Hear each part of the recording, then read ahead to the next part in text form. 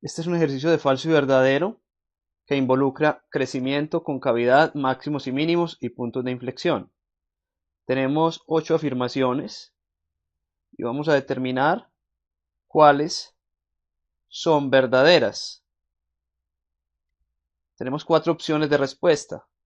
La opción A, por ejemplo, nos dice que las verdaderas son la 1, la 2 y la 3. Comencemos entonces analizando la afirmación 1, que nos dice que si f' de x es mayor que 0 para todo x que pertenezca a un intervalo AB, entonces f es creciente en AB. Esa afirmación es verdadera. De hecho, eso es lo que afirma el criterio de crecimiento de crecimiento.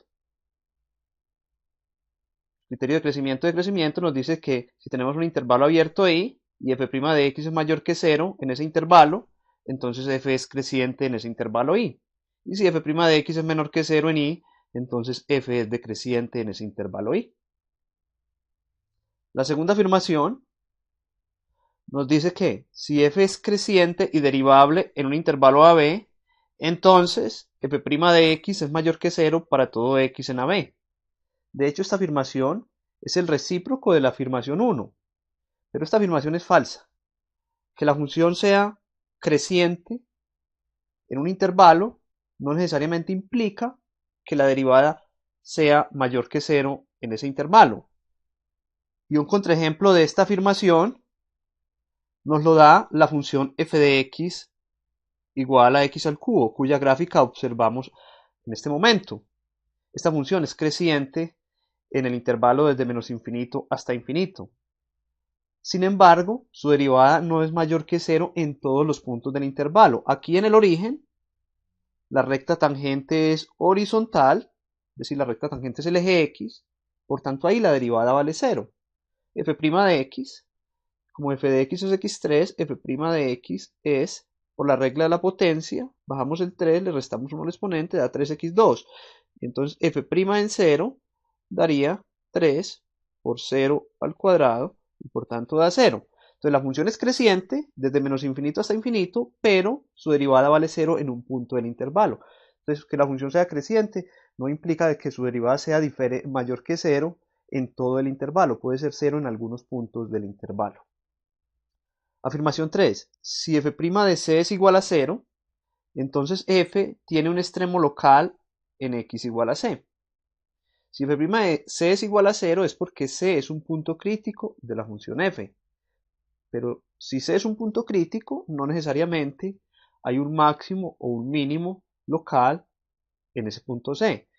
La función f de x igual a x3 tiene el 0 como punto crítico, pues porque f' de x es 3x2, y entonces f' de 0 es 0, cambiar x por 0.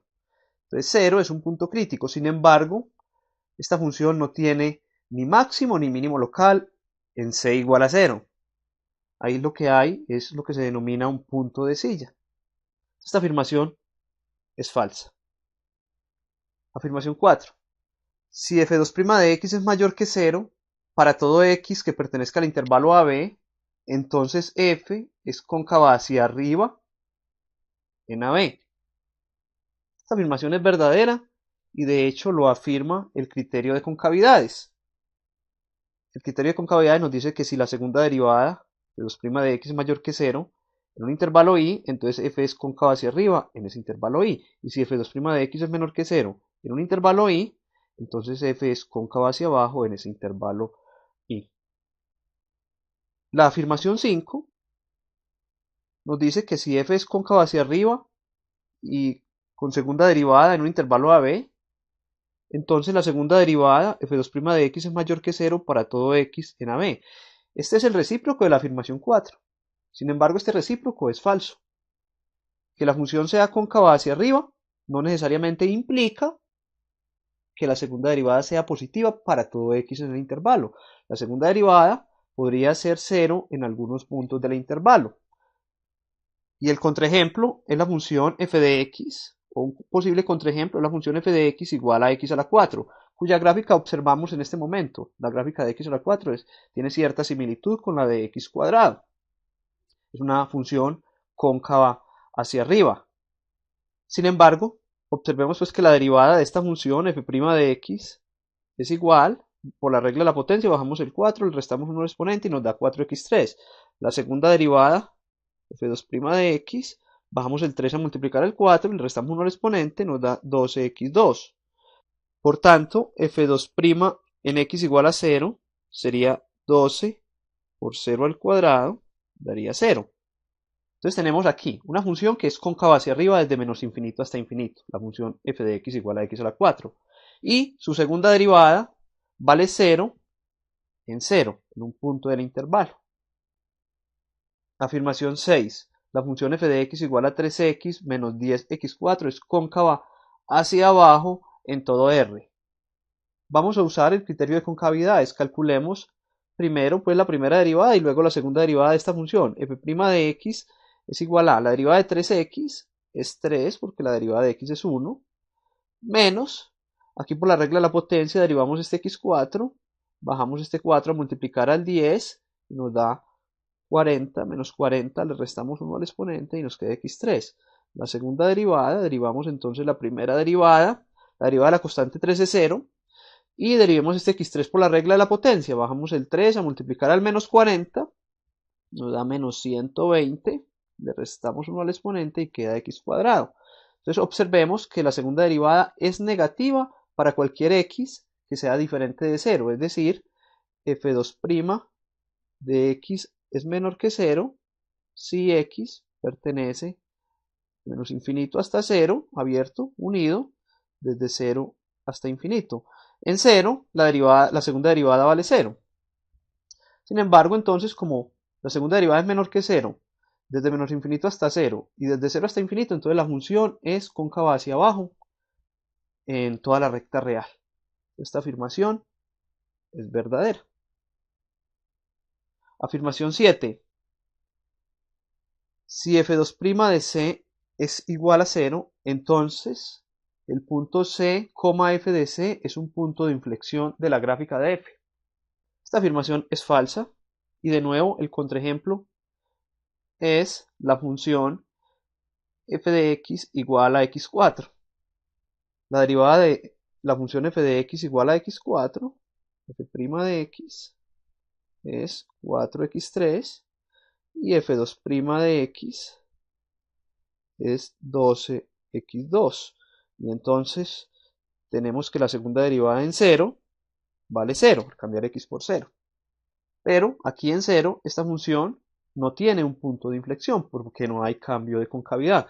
Entonces que la segunda derivada valga 0 en un cierto punto no implica de que la función tenga un punto de inflexión. El recíproco sí es cierto. Si una función tiene segunda derivada en un punto de inflexión, entonces la segunda derivada en ese punto debe ser 0. Afirmación 8. La función f de x igual a raíz cúbica de x, que por cierto se puede escribir como una potencia fraccionaria x a la 1/3, tiene recta tangente vertical en el origen. Acá observamos la función f de x igual a raíz cúbica de x. Y aquí en el origen, en 0, 0, observamos que la recta tangente es vertical, es decir, que la recta tangente es el eje Y. Vamos a comprobar, a verificar que la recta tangente Y es vertical usando la derivada de esa función en el origen. Calculemos la derivada de esta función, f' de x. Derivemos acá por la regla de la potencia. Bajamos la potencia a 1/3. Le restamos 1 al exponente, entonces queda x a la 1/3 menos 1, lo cual nos da 1/3. X 1/3 menos 1 es menos 2/3. Es decir, 1/3. Una potencia negativa x a la menos 2/3 la podemos escribir o llevar al denominador como una potencia positiva x a la 2/3. Arriba nos va a quedar entonces 1, 1 por 1, 1, y abajo nos va a quedar este 3. Y esta potencia fraccionaria x a la 2/3 la podemos escribir como una raíz cúbica de x al cuadrado. Esa es la derivada de esta función. Observemos que la derivada cuando x vale 0 no existe porque al cambiar x por 0 aquí nos daría 0 en el denominador. Sin embargo, podemos calcular el límite cuando x tiende a 0 de f' de x. El límite cuando x tiende a 0 de f' de x sería el límite cuando x tiende a 0, pues de 1 sobre 3 raíz cúbica de x2. Y si x tiende a 0, aquí en el numerador nos va a dar 1, la constante 1. Y en el denominador, si x tiende a 0, x cuadrado, pues tiende a 0.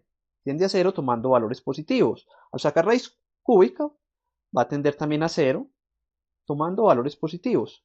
Y al multiplicar por este 3 que está aquí afuera, pues sigue tendiendo a 0. Es decir, el denominador tiende a 0, tomando valores positivos. Usando el teorema de los límites infinitos, el límite entonces nos da más infinito. Cuando el límite de la derivada, acercándonos a un cierto punto, en este caso a 0, da más infinito, significa que la recta tangente es vertical en ese punto. Esta afirmación 8 es verdadera. Observamos entonces que las afirmaciones verdaderas son la 1, la 4, la 6 y la 8. Por tanto, la respuesta correcta es la B.